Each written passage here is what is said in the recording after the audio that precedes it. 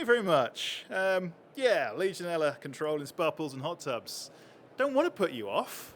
Spa pools and hot tubs are great things. Buy a spa pool, have a hot tub, but do it safely.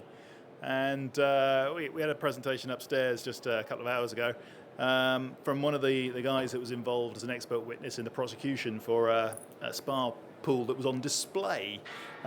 So yeah, they've got to be looked after at all times, including in shows like this. It's always quite encouraging when you see somebody go around actually testing the spa pools that are on show, on display. Okay, so spa pools. I am one of probably quite a few people in my industry that will actually go in one of these things. A lot of people are sort of on the inside saying, I'm not going anywhere near it. But yeah, I'm quite happy to use a spa pool if it's well looked after. Now, yeah, it makes your hair disappear. But the most important thing to me in this particular spa pool, which is a spa pool that I used to frequent quite a lot, is that window. And the reason it's that window is because that's where they used to do the testing. So they would come in and test it about every hour, and they would take a sample out of the pool and they would test it. And at the early days, they were using a comparator. So they were holding this thing up to the light in that window. So I could see that it was a lovely pink colour. I could see that I was going to live, which was nice. So yeah, the testing is the most important part, the making sure that you're actually achieving what you're supposed to achieve in terms of control in a spa pool or a hot tub. So that when the operator performed all those tests right in front of me, it was reassuring. When we look at risk for things, if something is pretty much going to trolley along at a low risk, doesn't matter what you do, we're going to call it a low inherent risk. Because inherently, it doesn't matter what you do, it's still going to be quite low risk. Spa pools are the opposite. If we don't do anything with spa pools, they will default to quite a risky system. They will be quite a dangerous thing. So we have to look after them, we have to treat them, we have to use them responsibly. And as I hinted at earlier, industry professionals maybe know a little bit too much about the ins and outs of these things, but we've got to reinforce they really can be a nice, happy, low residual risk if we look after them properly, if we treat them properly. Now, a lot of what we talk about, well, what I'm going to talk about is the Management of Health and Safety at Work Act 1974. Sorry, the Health and Safety at Work Act, not the management, that's the regs. But the Health and Safety at Work Act, because that's where the enforcement comes from for this stuff. So when we talk about Health and Safety at Work Act, the bit I've highlighted in red is work, for workplaces. So this is a leisure centre, municipal leisure centre. It's got a spa pool. It's very clearly a workplace. There's no ambiguity there. This one, I don't know if anyone's familiar with this guy. He was the mind behind Atari computer games in the 1970s. To get the creative sort of mindset going, they had a hot tub in their office, which they would sit in and design computer games. But still a workplace, very much a workplace. How about this? This is a workplace. This is a hot tub cinema.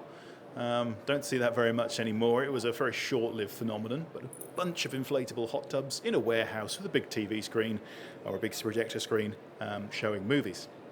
What could possibly go wrong? Alcohol, food, other things in hot tubs.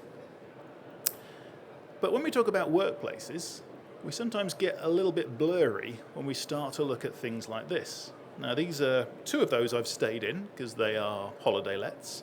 One of those I've worked in because it had some problems, and the other one's one I've just dragged off the internet. But these are all holiday lets with hot tubs. So when we talk about the workplace, we've got to remember that holiday lets are a workplace. They've got to be treated properly. What you do at home is entirely up to you. You can kill yourself on your own time. The Health and Safety Executive is not going to care. But if it's a workplace, the Health and Safety at Work Act is going to apply. This is a piece of research from quite old now. This was published in 2012, the HEX 12 report from HSE. You can download it. It's a thrilling read. But it looked at 10 years' worth of Legionnaires disease outbreaks. And it found that 14% of those were caused by hot tubs. And when you consider that the big red portion on there is where they didn't actually record it, so they don't know what caused it, it's actually a big chunk of that pie that's left over caused by hot tubs. Today's figures, probably different, probably not much far away from that. So who enforces this stuff? If we've got a holiday let or a holiday cottage or something like that, who's going to actually come round and knock on the door and enforce the law? Well, this is a document, this is an appendix to the regulations that talk about who has the authority in these different situations. So for hot tubs in holiday lets, it's likely to be a local environmental health officer. If it's a very occasional holiday let that's only maybe a few weeks a year, then it might be the HSE. If it's caravans, if it's campsites, it's going to be the local environmental health department. If it's domestic use, it's going to be the HSE. So when I say domestic use, it's domestic, but it's a little bit edging towards holiday let, edging towards rental property, that it's still going to be HSE. So what does the Health and Safety at Work Act give us? There's a picture of it. It looks like it's written on parchment. It was 1974. It's been tweaked a bit, but it's still around in more or less its original guise. A couple of sections in here. One section I wanted to talk about, section 18. Very exciting, these section numbers. But this starts to talk about duties that the HSE can push towards the local authorities, local authority environmental health departments, to make sure that there are adequate arrangements for enforcement on various bits of risk equipment, including hot tubs and spa pools. So the HSE direction gets pushed out, communicated out in local authority circulars. So these things, spa pools and hot tubs, most recently were covered in something called LAC, Local Authority Circular 672. So that's it, if you're interested. And it talks about these things as being potentially hazardous equipment. Therefore, they've got to be looked at, they've got to be looked after. So in Legionella terms, as I said earlier, we're going to call this a high inherent risk, because if we don't do anything with it, it's going to be a dangerous piece of kit. Hopefully, it's going to be a low residual risk. So that means after we've done all of our control measures, our disinfection, our filtration, our cleaning, our water changes, that's going to be a safe environment to use. It's going to be something that we can comfortably get into and not contract any nasty diseases. So we talk about contracting nasty diseases. How does a spa pool actually make you ill? Well, there are a number of ways it can make you ill, but we're talking specifically Legionnaires' disease here. Human pathogens tend to grow very well at human body temperature. That's why they're human pathogens. So a spa pool or a hot tub is going to sit quite close to human body temperature. So it's going to incubate these things fantastically well. So it's going to have the right temperature. It's going to have nutrients there, things that it can grow on, things that it can live on. It might have quite a high residence time because that water might not get changed that frequently. So it gives it time for bacteria to grow. Hot tubs, spas, bubbles, jets, blowers will make very fine droplets. These very fine droplets, also known as aerosols, are respirable. So they're small enough to get down into the lower respiratory tract. Now that means if they contain bacteria that can make you ill, they can infect your lungs. So Legionnaire's disease is a type of pneumonia, a lung infection. The Legionella are carried into the lungs on these very fine droplets. They grow within the lungs, makes you ill. So we need to have an aerosol that can be inhaled. But in a spa or a hot tub, we've got bubbles coming to the surface. They burst, they make a very fine aerosol. That very fine aerosol is right under the user's nose. This is why it's a high inherent risk system. So we need to do something to stop the bug incubating within the hot tub, within the spa pool. Otherwise, we're going to have to take measures like wearing a respirator or holding your breath the whole time you're in there, which isn't really going to work. It's not a sensible way to go. Last point on here, you don't need to be in a pool to get a case of disease, to become infected. If one of the hot tubs here had an issue, then most of the people in this building walking past it would be exposed to potential infection from that source. So pools, hot tubs have always got to be looked after, always got to be treated. I'll come back to that picture in a minute. But there are measures that we take to stop bugs, to stop bacteria growing in spa pools and hot tubs. If we use effective treatment, we can keep them clean, we can make sure that they are safe to use.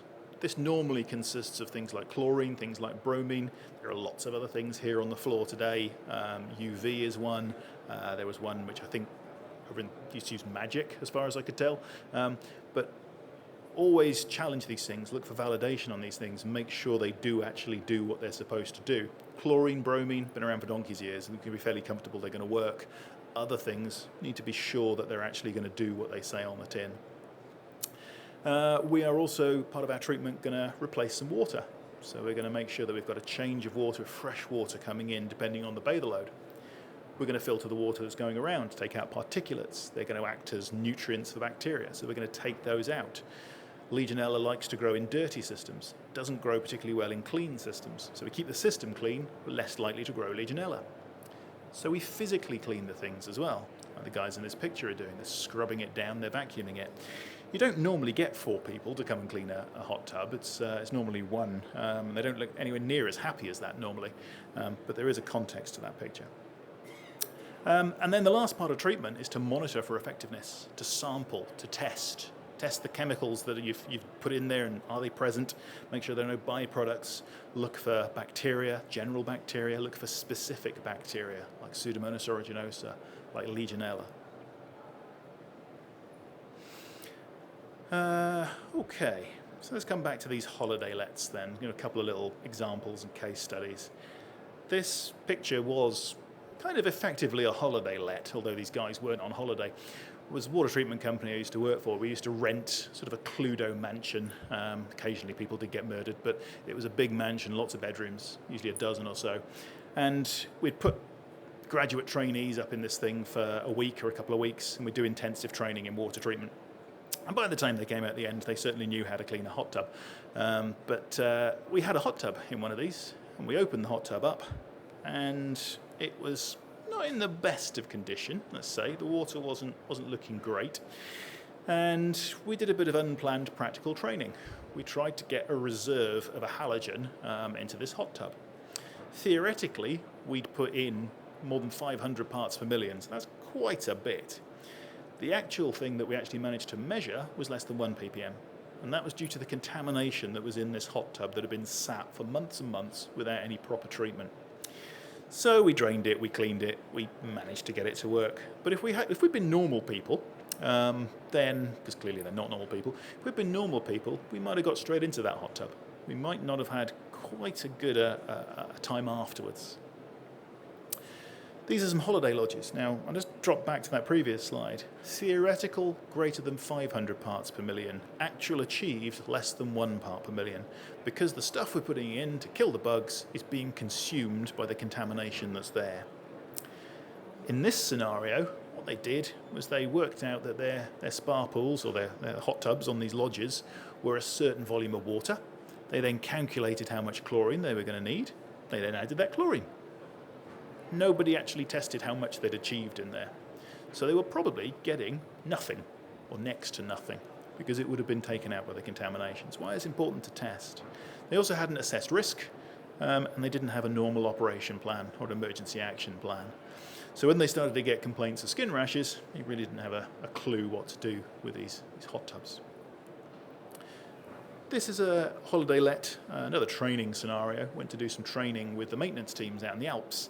They have a bit of a slow period, when it's sunny outside. They haven't got snow on the ground. It's a ski resort.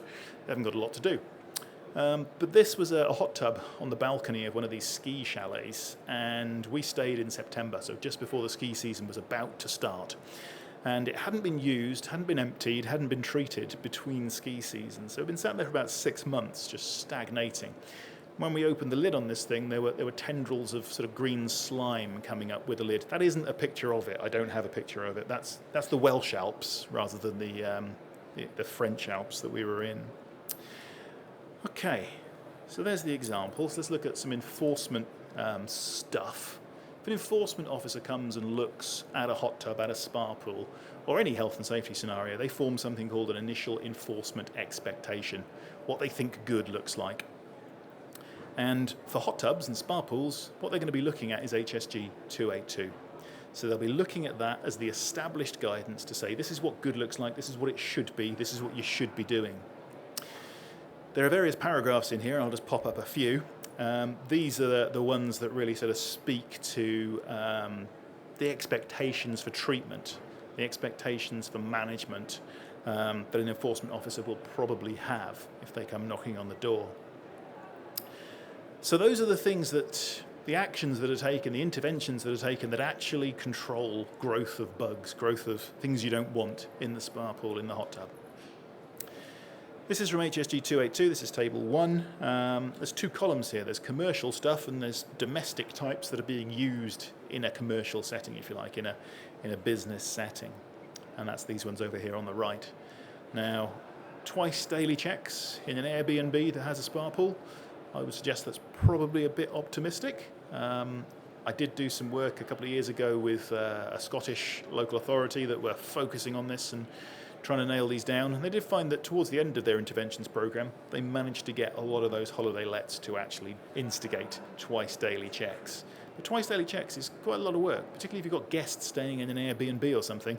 You've got to interrupt them, you've maybe got to ask them if you can take a sample out of the pool while they're sat in it, that kind of thing. So it doesn't tend to get done, in my experience, as much as maybe it should get done. Another table from HSG 282, this is the end of the table, if you like, the other things that should be done. So it's talking about various daily interventions, various sampling, weekly, monthly, quarterly in the case of Legionella. So all of that monitoring stuff. So in HSG 282 it tells us in these various paragraphs what sort of chemical tests should be done. If an enforcement agent comes calling, that's what they're going to expect to have been done and be evidence that could prove that's been done. Microbiological testing and so on. That tells you that the control is effective. If you've done the stuff up front, you've done the interventions, if it's had the right effect, these tests tell you that you've succeeded. But testing by itself doesn't control anything. Automated monitoring, automated dosing is a big thing these days. You'll see lots of it around today on the floors. And that's great, but it has to be validated by testing. So we can have something that Bluetooths to your phone and says you've got a chlorine reserve of X and a pH of X. Great, but somebody needs to come and actually test it and validate it and make sure that it is actually definitely doing what it's supposed to be doing. Okay, so just to summarize then. If spa pools, hot tubs are well looked after, they can be enjoyed very, very low risk. They have if they're well looked after, a very low residual risk. If they're neglected, they're almost certainly going to become a hazard. And it's a truism for any kind of risk system. There's never been a problem with a well looked after system. It doesn't matter how high an inherent risk it may be, if it's well looked after, it can be used safely. So, final couple of points, look after your spa pool and enjoy your spa pool. Okay, that's it from me, thank you.